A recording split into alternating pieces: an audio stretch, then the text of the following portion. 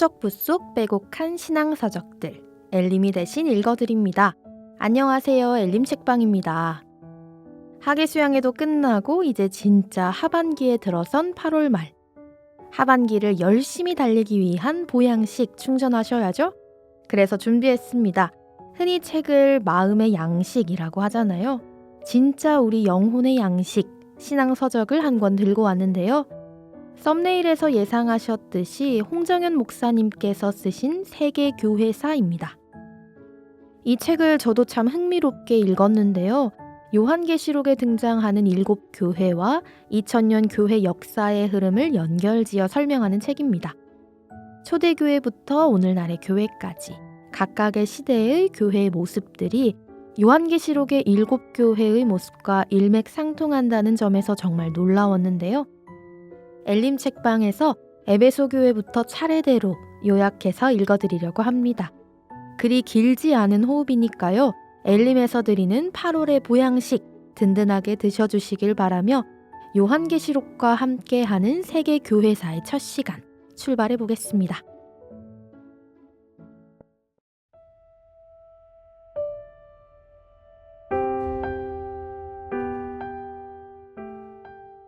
(1) 에베소 교회 사도시대 AD 33년에서 100년까지 요한계시록 2장 1절로 7절 말씀. 에베소 교회의 사자에게 편지하기를 오른손에 7별을 붙잡고 7 금촛대 사이에 다니시는 이가 가라사대 내가 내 행위와 수고와 내 인내를 알고 또 악한 자들을 용납지 아니한 것과 자칭 사도라 하되 아닌 자들을 시험하여 그 거짓된 것을 내가 드러낸 것과 또 내가 참고 내 이름을 위하여 견디고 게으르지 아니한 것을 아노라. 그러나 너를 책망할 것이 있나니 너의 처음 사랑을 버렸느니라. 그러므로 어디서 떨어진 것을 생각하고 회개하여 처음 행위를 가지라.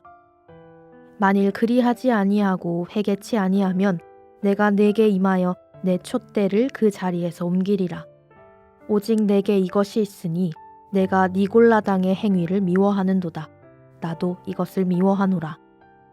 귀 있는 자는 성령이 교회들에게 하시는 말씀을 들을지어다. 이기는 그에게는 내가 하나님의 낙원에 있는 생명나무의 과실을 주어 먹게 하리라. 예수님께서 승천하신 이후부터 약 AD 100년까지의 시기를 사도시대라고 한다. 이 시기는 12제자가 활동했던 시대였으며 에베소 교회의 모습이 두드러지게 나타난다. 에베소는 미끄러지다 라는 의미인데 이는 불일 듯 일어났던 처음 사랑에서 조금씩 미끄러졌던 사도시대의 교회를 잘 보여주는 명칭이다. 역사적인 배경을 살펴보면 예수님께서는 정말 적절한 시기에 초림하셨음을 알 수 있다. AD 1세기는 복음을 전하는데 여러 방면에서 적절하고 유리한 시기였다. 첫째, 팍스 로마나, 로마의 평화라고 불리는 이 시기는 로마가 국가적으로 안정기에 접어든 상태였다. 모든 길은 로마로 통한다 라는 말이 있을 정도로 우수했던 로마의 도로들은 제국 각지로 뻗치고 있어서 안전하고 신속한 전도 여행을 가능하게 했다. 둘째, 당시 헬라어가 어디서나 통용되는 공용어로 쓰이고 있었기 때문에 복음이 언어의 장벽 없이 짧은 시간 내에 퍼져나갈 수 있는 적절한 시점이었다. 구약 성경은 이미 BC 250년경에 헬라어로 번역되었고 신약 성경 또한 헬라어로 기록되어 당시 누구에게든 쉽게 전달될 수 있었던 것이다. 셋째, 로마 제국 곳곳에 흩어져 살던 유대인들은 남성 10명 이상이 모이면 회당을 세웠는데 예수님이 오셨을 당시 이미 로마 전역에 유대인 회당들이 있었고 이 회당은 복음을 전하는데 더할 나위 없이 좋은 기반이 되었다. 실제로 사도 바울은 주로 유대인 회당에서 성경을 가르쳤다. 넷째, 로마 사회의 도덕적 부패로 인한 사람들의 고통이 있었다. 노예제도를 통해 알 수 있듯 당시 로마에는 인명경시 풍조가 만연해 있었다. 그러한 이유로 사람들은 그 어느 때보다도 영적인 것을 갈망하고 있었고 복음이 짧은 시간 안에 전해질 수 있도록 사람들의 마음이 준비되어 있었던 것이다. 그리하여 십자가에서 죽으시고 부활하신 예수님께서는 여러 사람이 지켜보는 가운데 승천하셨고 오순절에 성령이 120명의 제자들 위해 임하였다. 바로 이때 교회가 시작된 것이다.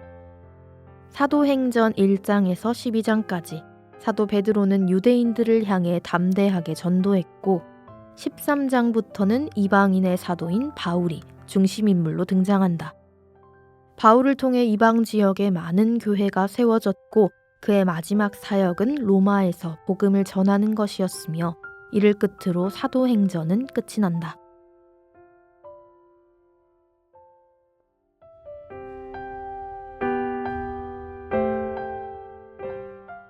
사도시대의 교회 모습은 어떠했을까? 그들은 교회의 일원이 되기 위해서는 회개하고 복음을 믿어야 할 것을 강조했고 구원을 받은 후 침례를 받은 사람들이 주일마다 모였다. 바울이 고린도 교회 성도들에게 매 주일 첫날 모일 때 연보할 수 있도록 미리 준비하라고 권고한 것에서 이를 알 수 있다. 또한 초대교회 모임의 중심은 성경을 강론하는 것이었다. 뿐만 아니라 성경을 강론하는 시간이 매우 길었다는 것을 사도행전 20장에 등장하는 유드고라는 청년의 일화를 통해 알 수 있다. 웨스턴 텍스트 사본에 따르면 두란노 서원에서 사도 바울이 2년간 강론할 때 날마다 오전 11시에서 오후 4시 시간대에 강론했다고 한다. 계시록 1장 3절 말씀을 통해 우리는 초대교회 당시 앞에서 한 사람이 대표적으로 성경을 낭독하고 나머지 사람들은 듣는 방식으로 모임을 진행했음을 알 수 있다. 당시에는 성경책이 아주 귀했기 때문일 것이다. 바울의 서신서를 통해 우리는 초대교회 성도들이 무엇을 강조했는가를 알 수 있다. 그것은 오직 믿음으로 구원을 받은 사람은 교회 안에 거해야 하며 교제 가운데 서로 사랑하고 복음을 위해 협력하다가 장차 재림하시는 주님을 만나야 한다는 것이었다. 사도시대의 교회는 예수님께 직접 배운 사람들이 가르쳤기 때문에 교리의 내용이 정확했고 정통성을 유지하고 있었다. 처음에 그들은 주님이 곧 재림하실 것이라 생각했으나 그들의 기대와는 달리 주님은 더디 오시는 것처럼 보였다. 그래서 주님을 향한 성도들의 처음 사랑이 점점 식기 시작했다. 에베소 교회는 3년간 사도 바울이 목회했고 그 후에 사도 요한이 목회했던 교회이다. 사도 요한은 그리스도의 사랑이 식어가는 것을 경계하며 너희는 서로 사랑하라. 이것이 주의 새 계명이니라. 라고 끊임없이 교훈했다고 전해진다.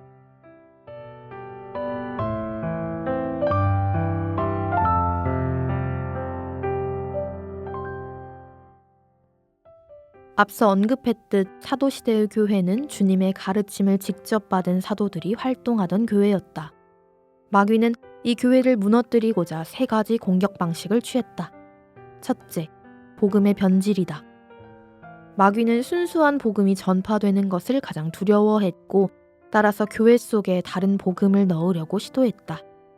만일 누가 가서 우리의 전파하지 아니한 다른 예수를 전파하거나 혹 너희의 받지 아니한 다른 영을 받게 하거나 혹 너희의 받지 아니한 다른 복음을 받게 할 때에는 너희가 잘 용납하는구나.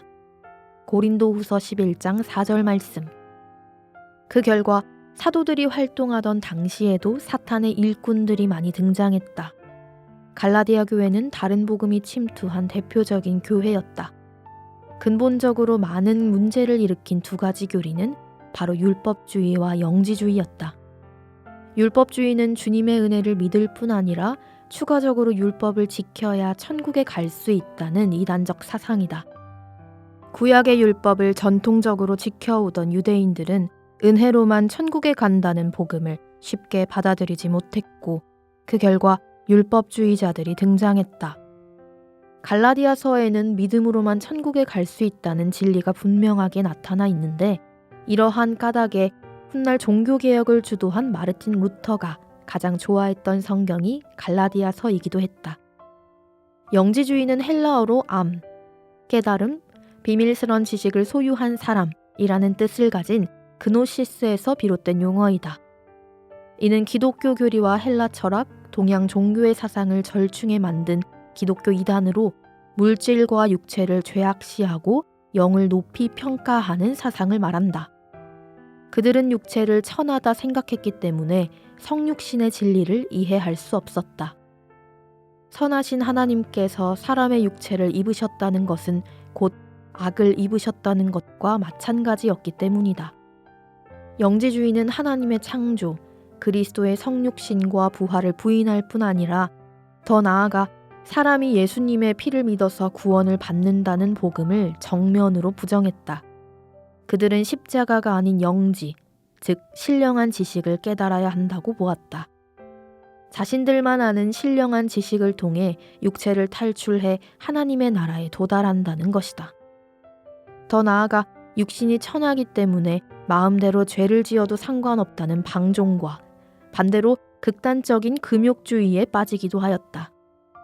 사도 요한은 영지주의에 대해 강하게 경고하였으며 요한 1, 2, 3서는 영지주의자들의 잘못된 가르침을 잘 드러내고 있는 대표적인 성경이다. 영지주의에 속한 사람들은 결국 교회에서 분리되어 따로 모였고 나중에 그들은 성경까지 따로 만들었는데 대표적으로 도마복음과 유다복음을 들 수 있다. 그리스도의 피로만 천국에 가는 것이 아니라는 교리는 명백히 다른 복음이며 예수님의 신성을 부인하고 그리스도께서 완성하신 공로를 부인하는 것도 다른 복음이다. 사도 시대에도 다른 복음이 있었다면 하물며 우리 시대에는 얼마나 다른 복음이 있겠는가.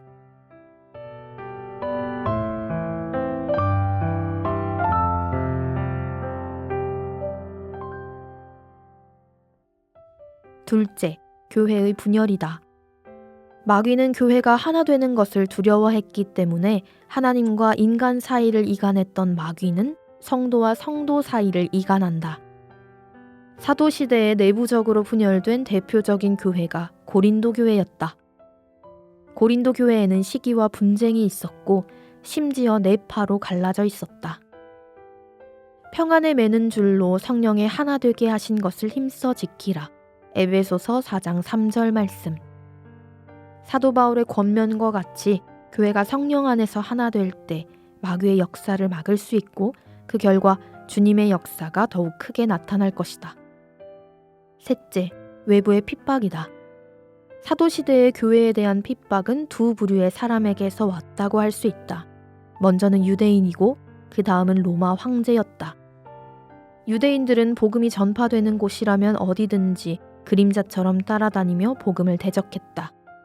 그들은 스데반을 죽였고 사도 바울도 유대인들의 고소가 발단이 되어 로마로 압송되었으며 목이 잘려 죽었다. 또한 그리스도인들은 로마 황제에 의해 무수히 죽임을 당했다. 사도시대에 그리스도인들을 박해했던 대표적인 황제는 네로와 도미티아누스였다. 로마 제국의 5대 황제인 네로가 그리스도인들을 박해하게 된 것의 시작은 AD 64년 발생한 로마 대화재였다. 당시 로마의 14개 행정구역 가운데 10곳에서 화재가 발생하여 7일간 지속되었고 그 결과 로마의 3분의 1가량이 불에 타게 된다. 유례없는 재앙 속에서 로마 시민들은 통치자인 네로 황제를 비난하기 시작했고 네로는 이에 대한 민심 수습책으로 그리스도인들에게 책임을 전가하며 대대적인 박해를 가하기 시작했다. 타키투스의 연대기에 따르면 그리스도인들은 개나 사자에게 물리고 찢겨 죽기도 했고 십자가에 못 박혀 죽기도 하였으며 십자가에 매달린 채 불타 죽기도 하였다. 해가 지고 나면 그 횃불이 야간의 등불을 대신했다는 기록도 존재한다. 사도 베드로는 AD 64년 핍박받는 성도들을 위로하고 격려하기 위해 베드로전서를 집필했다. 또 의인이 겨우 구원을 얻으면 경건치 아니한 자와 죄인이 어디서리요. 베드로전서 4장 18절 말씀. 그리스도인들이 핍박 당하는 것을 허락하신 하나님이시라면 불신자에게는 얼마나 더 큰 심판을 허락하시겠는가. 베드로는 이러한 서신을 통해 성도들을 위로하였고 AD 64년 십자가에 거꾸로 못 박혀 죽게 된다. 사도 바울도 네로 황제 때 참수형을 당했다. 이에 이어 두 번째 박해자로 이름을 올릴 수 있는 사람은 도미티아누스이다. 그의 극심한 핍박을 피하기 위해 당시 그리스도인들은 카타콤, 지하 묘지에 숨은 채로 생활했다. 전승에 의하면 AD 95년경 사도 요한은 도미티아누스 황제의 잔인한 핍박으로 인해 끓는 기름가마에 던져졌지만 죽지 않고 살아난다. 도미티아누스는 요한을 죽이지 못하자 반모섬에 유배를 보냈고 요한은 그곳에서 요한계시록을 기록했다. 12제자 중 가장 오래 살았던 요한은 유일하게 순교하지 않은 채 AD 100년 에베소에서 94세의 나이로 죽었다고 전해진다. 유세비우스의 교회사에 따르면 요한을 제외한 모든 사도들이 순교를 당했다. 베드로는 복음을 전하던 중 순교했다. 그는 십자가에 처형되기 전 자신 같은 존재가 감히 주님과 같이 죽을 수 없다고 하며 자진하여 십자가에 거꾸로 매달려 처형되었다고 한다. 안드레는 아가야에서 X자형 십자가에 못 박혀 순교했다고 전해진다. 세베대의 아들 야고보는 예루살렘에서 참수형을 당했는데 야고보의 순교는 사도행전 12장에도 나와 있다. 빌립은 소아시아 부르기아에서 전도하다가 기둥에 매달려 죽임을 당했고 바돌로메는 아르메니아에서 산채로 피부가 벗겨져서 죽임을 당했다. 도마는 인도에서 전도하다가 창에 맞아 죽었으며 마태는 에티오피아에서 전도하다가 목베임을 당했다고 전해진다.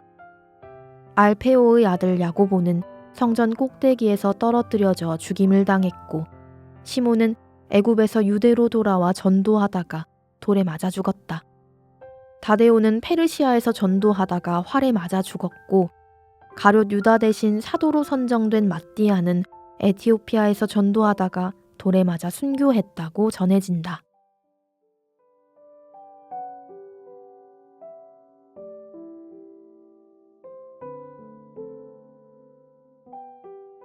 여기까지 사도시대에 해당하는 에베소 교회에 대한 이야기들 읽어드렸습니다. 불일 듯 일어났던 처음 사랑에서 조금씩 미끄러졌던 사도시대의 교회의 모습을 통해 우리 시대 교회는 무엇을 조심해야 하는지 반면교사 삼을 수 있을 것 같습니다. 또한 수없이 많은 핍박에도 불구하고 죽음을 무릅쓰며 복음을 전했던 초대교회 그리스도인들의 희생에 감사하는 마음을 가져봅니다. 오늘의 엘림 책방은 여기까지입니다. 다음 시간에는 서머나 교회의 이야기로 찾아뵙겠습니다. 그럼 오늘도 주님 안에서 평안하시기를 기도합니다.